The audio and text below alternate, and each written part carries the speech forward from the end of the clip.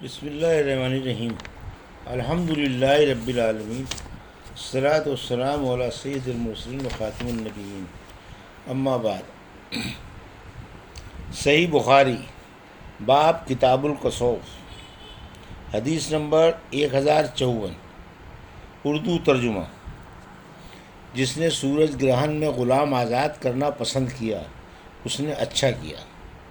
ہم سے ربیع بن یحییٰ نے بیان کیا، کہا کہ ہم سے زائدہ نے حشام سے بیان کیا، ان سے فاطمہ نے، ان سے سیدہ اسماء رضی اللہ عنہا نے کہ رسول اللہ صلی اللہ علیہ وسلم نے سورج گرہن میں غلام آزاد کرنے کا حکم دیا۔ حدیث نمبر 1055 اردو ترجمہ کسوف کی نماز مسجد میں پڑھنی چاہیے۔ ہم سے اسماعیل بن عبداللہ بن ابی اویس نے بیان کیا، انہوں نے کہا کہ مجھ سے امام مالک نے یحییٰ بن سعید انصاری سے بیان کیا، ان سے عمرہ بنت عبد الرحمن نے، ان سے حضرت عائشہ صدیقہ رضی اللہ عنہ نے کہ ایک یہودی عورت ان کے پاس کچھ مانگنے آئی، اس نے کہا کہ آپ کو اللہ تعالیٰ قبر کے عذاب سے بچائے۔ انہوں نے نبی کریم صلی اللہ علیہ وسلم سے پوچھا کہ کیا قبر میں بھی عذاب ہوگا؟ حضور صلی اللہ علیہ وسلم نے یہ سن کر فرمایا، میں خدا کی اس سے پناہ مانگتا ہوں۔ حدیث نمبر 1056 اردو ترجمہ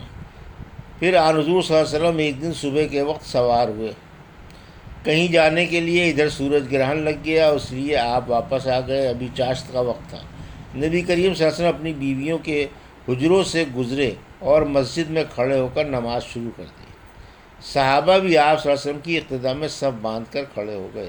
آپ صلی اللہ علیہ وسلم نے قیام بہت لمبا کیا، رکوع بھی بہت لمبا کیا، پھر رکوع سے سر اٹھانے کے بعد دوبارہ لمبا قیام کیا لیکن پہلے سے کم،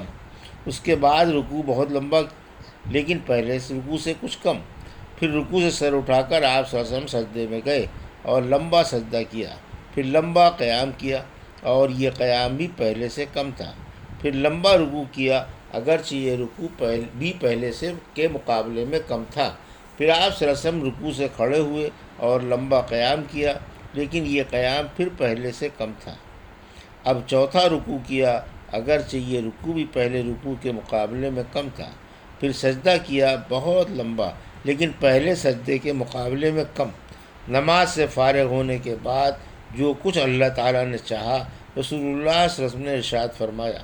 پھر لوگوں کو سمجھایا کہ قبر کے عذاب سے اللہ کی پناہ مانگیں۔ حدیث نمبر 1057 اردو ترجمہ سورج گرہن کسی کے مرنے یا پیدا ہونے سے نہیں لگتا، اس کو ابو بکر، مغیرہ، ابو موسیٰ اشعری، ابن عباس اور ابن عمر رضی اللہ عنہ نے روایت کیا ہے۔ ہم سے مسدد نے بیان کیا، کہا کہ ہم سے یحییٰ بن سعید قطان نے اسماعیل بن ابی خالد سے بیان کیا، کہا کہ مجھ سے قیس نے بیان کیا، ان سے ابو مسعود عقبہ بن عامر انصاری صحابی نے بیان کیا کہ رسول اللہ صلی اللہ علیہ وسلم نے فرمایا، سورج اور چاند میں گرہن کسی کی موت کی وجہ سے نہیں لگتا، البتہ یہ دونوں اللہ تعالیٰ کی نشانیاں ہیں، اس لیے جب تم گرہن دیکھو تو نماز پڑھو۔ حدیث نمبر 1058 اردو ترجمہ ہم سے عبداللہ بن محمد مسندی نے بیان کیا، انہوں نے کہا کہ ہم سے حشام نے بیان کیا، انہوں نے کہا کہ ہمیں معمر نے خبر دی، انہیں زہری اور حشام بن عروہ نے، انہیں عروہ بن زبیر نے، انہیں حضرت عائشہ صدیقہ رضی اللہ عنہا نے کہ رسول اللہ صلی اللہ علیہ وسلم کے زمانے مبارک میں سورج کو گرہن لگا تو آپ صلی اللہ علیہ وسلم کھڑے ہوئے اور لوگوں کے ساتھ نماز میں مشغول ہو گئے۔ آپ صلی اللہ علیہ وسلم نے لمبی قرات کی، پھر رکوع کیا اور یہ بھی بہت لمبا تھا، پھر سر اٹھایا اور اس مرتبہ بھی دیر تک قرات کی مگر پہلی قرات سے کم، اس کے بعد آپ صلی اللہ علیہ وسلم نے دوسری مرتبہ رکوع کیا بہت لمبا لیکن پہلے کے مقابلے میں مختصر، پھر رکوع سے سر اٹھا کر آپ سجدے میں چلے گئے اور 2 سجدے کیے، پھر کھڑے ہوئے اور دوسری رکعت میں بھی اسی طرح کیا جیسے پہلی رکعت میں کر چکے تھے، اس کے بعد فرمایا، سورج اور چاند میں گرہن کسی کی موت و حیات سے نہیں لگتا، البتہ یہ دونوں اللہ تعالیٰ کی نشانیاں ہیں جنہیں اللہ تعالیٰ اپنے بندوں کو دکھاتا ہے، اس لیے جب تم انہیں دیکھو تو فوراً نماز کے لیے دوڑو۔ حدیث نمبر 1059، سورج گرہن میں اللہ کو یاد کرنا۔ اس کو حضرت عبداللہ بن عباس رضی اللہ عنہ نے روایت کیا۔ ہم سے محمد بن علاء نے بیان کیا، کہا کہ ہم سے ابو اسامہ نے بیان کیا، ان سے بریدہ بن عبداللہ نے، ان سے ابو بردہ نے، ان سے ابو موسیٰ اشعری رضی اللہ عنہ نے کہ ایک دفعہ سورج گرہن ہوا تو نبی کریم صلی اللہ علیہ وسلم بہت گھبرا کر اٹھے، اس ڈر سے کہ کہیں قیامت نہ قائم ہو جائے۔ آپ صلی اللہ علیہ وسلم نے مسجد میں آ کر بہت ہی لمبا قیام، لمبا رکوع اور لمبے سجدوں کے ساتھ نماز پڑھی۔ میں نے کبھی آپ صلی اللہ علیہ وسلم کو اس طرح کرتے نہیں دیکھا تھا۔ آپ نے نماز کے بعد فرمایا، یہ نشانیاں ہیں جنہیں اللہ تعالیٰ بھیجتا ہے، یہ کسی کی موت و حیات کی وجہ سے نہیں آتی، بلکہ اللہ تعالیٰ ان کے ذریعے اپنے بندوں کو ڈراتا ہے۔ اس لیے جب تم اس طرح کی کوئی چیز دیکھو تو فوراً اللہ تعالیٰ کے ذکر اور اس سے استغفار کی طرف لپکو۔ حدیث نمبر 1060، سورج گرہن میں دعا کرنا۔ اس کو ابو موسیٰ اور عائشہ رضی اللہ عنہ نے بھی نبی کریم صلی اللہ علیہ وسلم سے نقل کیا ہے۔ ہم سے ابو الولید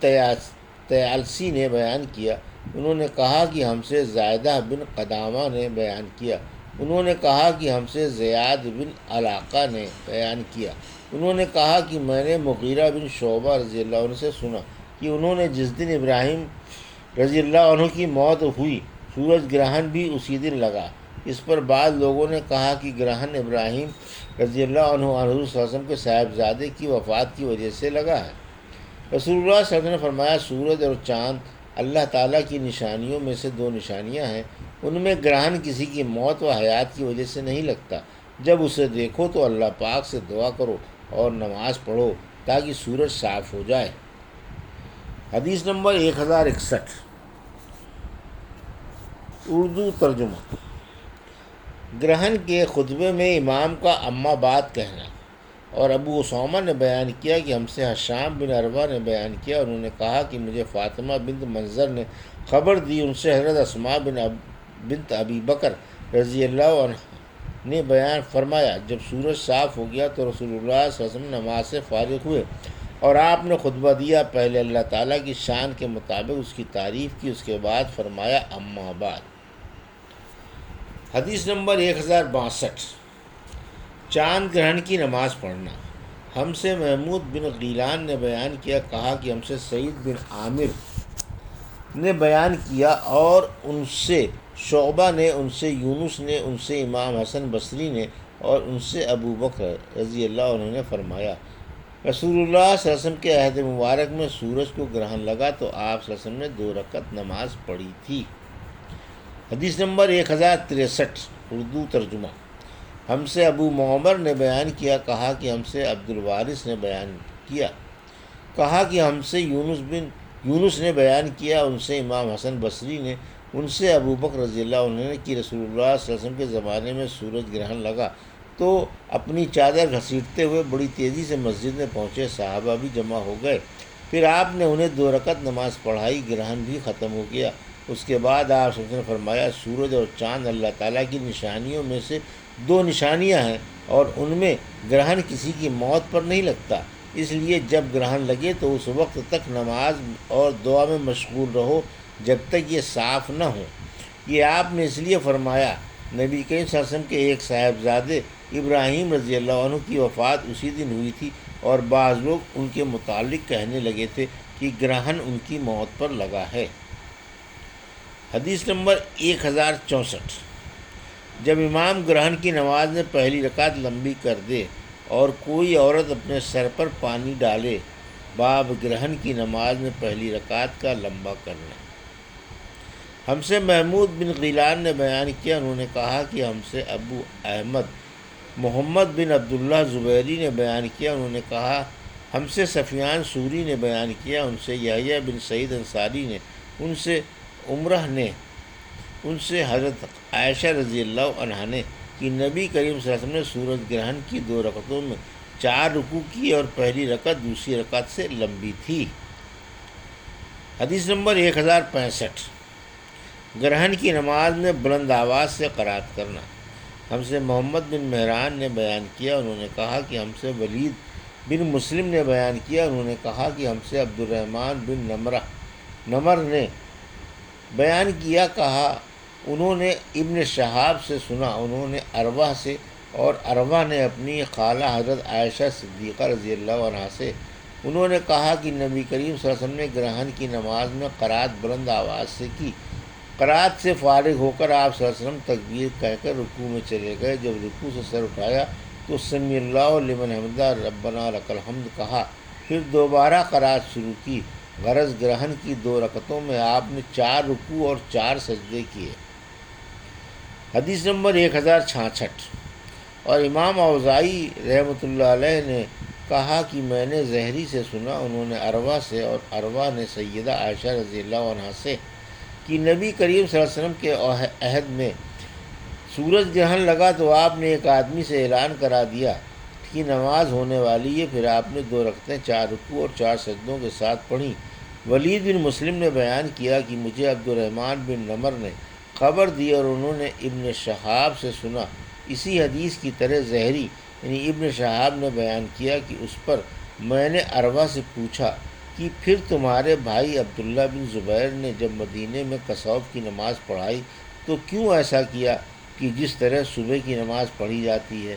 اسی طرح یہ نماز کسوف بھی انہوں نے پڑھائی؟ انہوں نے جواب دیا کہ ہاں، انہوں نے سنت کے خلاف کیا۔ عبد الرحمن بن نمر کے ساتھ اس حدیث کو سلیمان بن کثیر اور سفیان بن حسین نے بھی زہری سے روایت کیا، اس میں بھی پکار کر قرات کرنے کا بیان ہے۔ یہ تھی صحیح بخاری باب کتاب الکسوف کی حدیث نمبر 1054 سے 1066 تک کا اردو ترجمہ جو ابھی آپ نے سماعت فرمایا۔ اللہ سے دعا ہے کہ اللہ ہمیں ان حدیثوں کی صحیح سمجھ عطا فرما اور ان پر عمل کرنے کی توفیق عطا فرما۔ آمین یا رب العالمین۔